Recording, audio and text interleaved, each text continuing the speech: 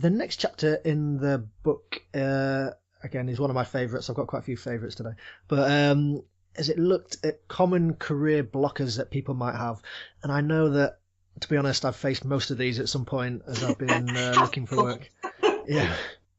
So if we maybe look at some of the common ones that listeners probably might be feeling as well as they look for a graduate job. So number one, I'm worried that if I try, I will fail and look stupid. What would be your recommendations here? Yeah, I think this is, most people feel like that, don't they? They're worried about failing. The thing is, what's the upshot of failing? What's the worst case scenario if you fail?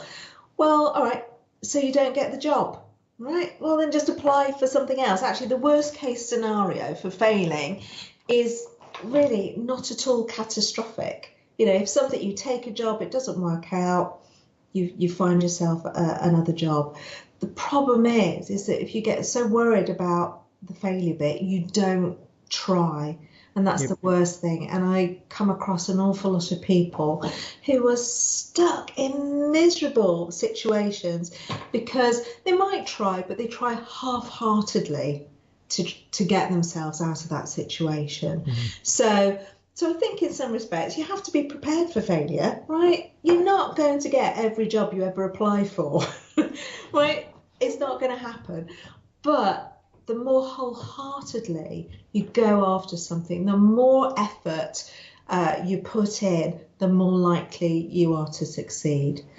No, I completely agree. And you see this with people's graduate job applications where instead of putting the time in and, putting the effort in and focusing on 5 companies, for example, they'll do a scattergun approach and apply to 20 and then wonder why they get rejected from 20. And as we talked about at the very beginning with the exercise, with, drawing down where they currently feel they are, unless you're going to do it properly and put your 100% in, there's no point doing it, really.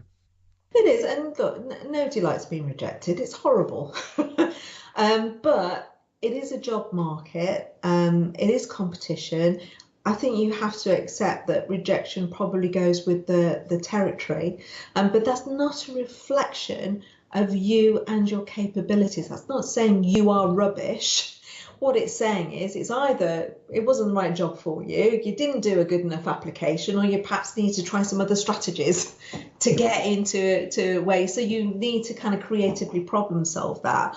But don't think it's just, it's not because you're rubbish. It's just that you need some other tactics. Yep. Next blocker then. It's such a competitive graduate job market. There's no way I'm going to stand out. I think, well, yes, it is competitive. It's always competitive. You can stand out, and actually there are some fairly common sense practical things you can do, which just by themselves will help you stand out. Because, for instance, a lot of candidates, and this is not just grads, these are more mature candidates as well, will apply for jobs not knowing what those jobs really entail. They're not a good fit. Yep. So either they don't fit the selection criteria, they haven't quite grasped what's required, and they've sent out almost a generic CV or application. So quite frankly, that's going to get rid of perhaps 90% of the candidates who fall into that sphere. So to be in the top 10% who get more consideration, right, make sure that it is the right job for you. You can properly fit the selection criteria, and you've done your research. I think the other thing is simple things like diligence in the way that you fill in your application or CV.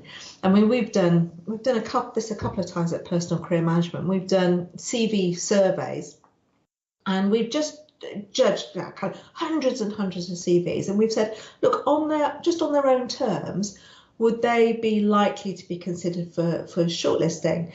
And 9 out of 10 had spelling errors, or they had kind of errors in the way the kind of format or the language wasn't well expressed.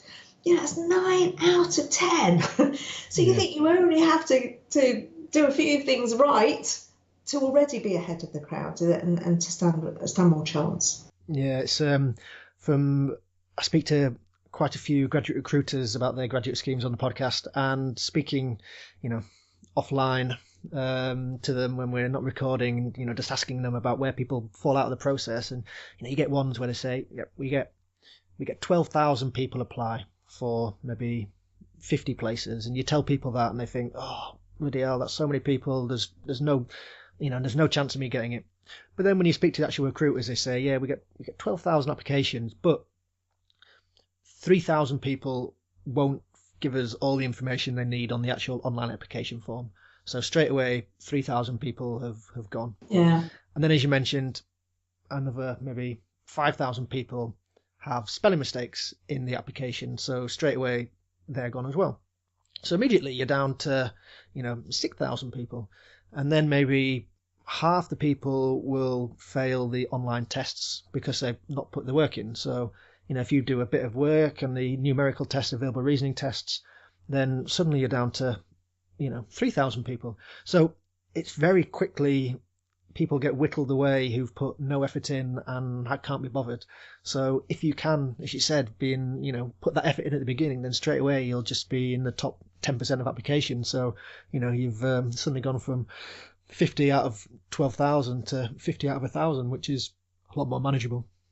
And I think I absolutely right. And I think the more kind of, you get brownie points for this, and things like doing a covering letter. So quite often when you do applications, sometimes you upload your CV for a job. It might say covering letter optional. But actually, if you do a really nice covering letter, I mean, something over and above, here's my application, but why it is that you want the job, you get brownie points. It can tip things in your favour.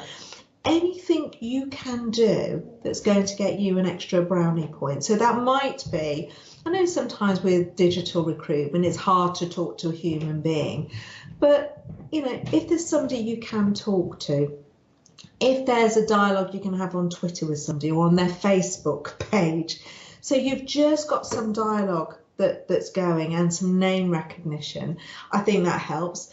I also think that sometimes, if the front door is really jam-packed with people trying to get in, as it is for many graduate schemes, then try and find a different door.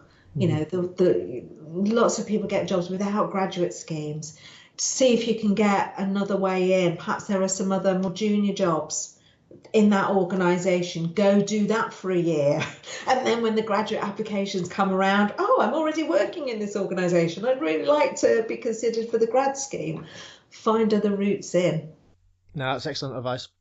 And moving on to another blocker then. I would love to, but I don't have the confidence. Yeah, I think confidence is a really key thing because you are having to sell yourself to complete strangers who don't know you, and I think that is hard if you haven't got much confidence. But I think you don't have to be the most confident person in the world to get a good job or to have a successful career. And in fact, I know many high achievers who actually, I'd say, have got poor self-confidence, but actually they almost kind of overcompensate, if you like, because they think they're rubbish. They feel like they have to try harder than anyone else, but actually it's made them very, very successful in their career. I think what you have to have, though, is you have to have self-belief that you can do a good job for this particular job. So you don't have to go into not everyone in the world can be a confident extrovert,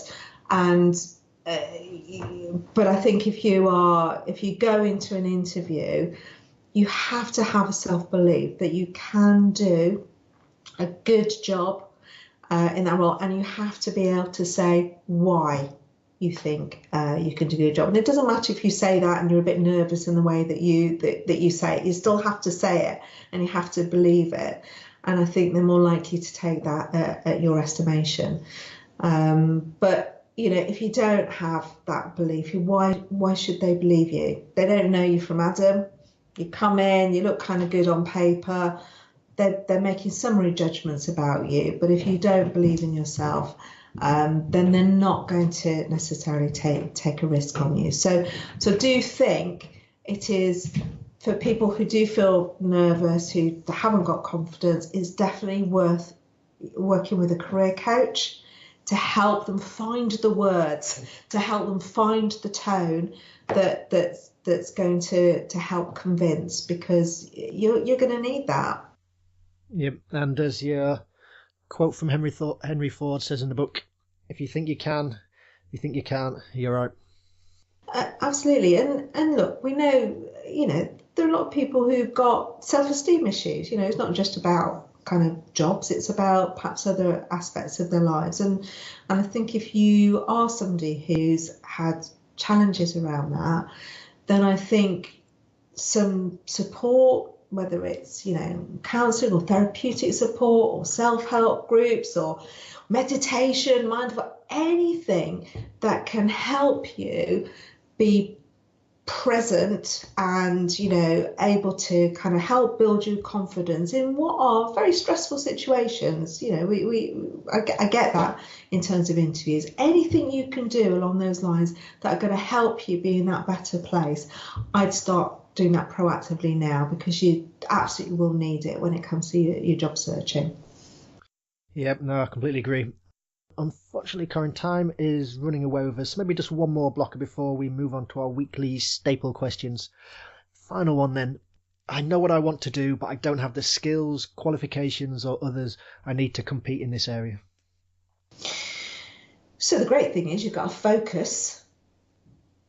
So you're going to need to plug that shortfall. So it might be that it's not a role you can step into straight away, but actually you can inch your way towards it. So if you know what your target is, find something that will take you in that right direction. And it might be a couple of moves, it might be 4 or 5 different moves until you get to where it is that you want to go to. And you have to be prepared to do study, you might have to be prepared to do some unpaid work experience or extra reading. But I think it's also worth looking at things like LinkedIn to see, people who are in the kind of roles that you're interested in and what their career path has been. Because it's not always, you'll see very often they're not conventional career paths to get there. And it's quite interesting to see how other people have evolved their journey. And think of your career as an evolution, who you are, what the job market wants, they're all changing, they're all evolving. And yes, you need to be focused about where you're getting to, but it kind of evolves, and it might need a few different moves and lots of different activity in order to make that happen. But it kind of never stops still. You're always evolving. Yeah, and I think the word career comes from the French word carrière, which means path. So if you see it as a path, which is sometimes a winding path, then that will help you as you come to those forks in the road, and you end up maybe going in directions where you didn't necessarily think you might be going originally. But yeah, it doesn't. And I do think that's really the whole thing about career paths. I do think it is becoming very different. I think, talking about the winding road, I think it's much more likely zigzaggy type roads going forward. So I think it's much more likely in the future that people will have to do more lateral moves. They might go up, they might do secondments, they might spend some time kind of self-employed or gig economy. There's lots of different routes that people can take. So I think if people think of hierarchical career paths now, that's an outdated model. What that gives you, though, is much more kind of agency to create the career that's right for you. But you're going to have to be proactive. You're probably going to have to work with several different organisations rather than waiting for your organisation to promote you from within. I think that becomes less likely. But it does mean, in terms of thinking about kind of taking risks, moving much more frequently, taking much more control of your career, that's definitely the way to go forward, and that's the way to be successful for the future.